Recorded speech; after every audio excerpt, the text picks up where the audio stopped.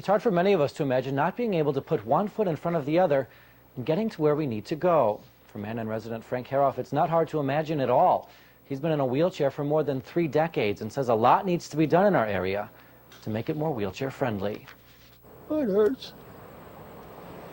I don't think people realize. They don't realize what it's like to be in a chair. We might not realize it now, but Frank is working to change that. I talked to some of the city commissioners, or some of the city people, and they said they're not going to push electric doors. So I thought something had to be done. So I went around with petitions. For me, it's not that Frank bad. has been in a wheelchair since 1973. That's the year he was in a car crash. He says every day is a fight. I don't shop in town here. I sit on Main Street and watch the cars because I'm not going to fight these doors.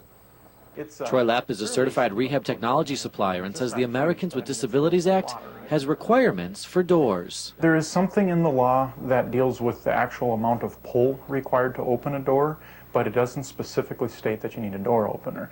Troy says he'd guess most doors in North Dakota are over the limit.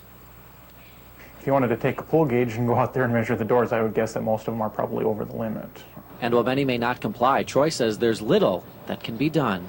You know, there is no ADA police. It's good faith. You read a lot about good faith in the ADA law. For Frank, good faith is not good enough. What I'd like to do is put some people in chairs and let them go around town themselves and see what it's like. They think it's easy. It's not.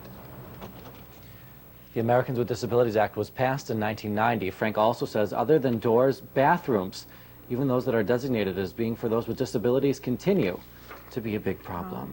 All right.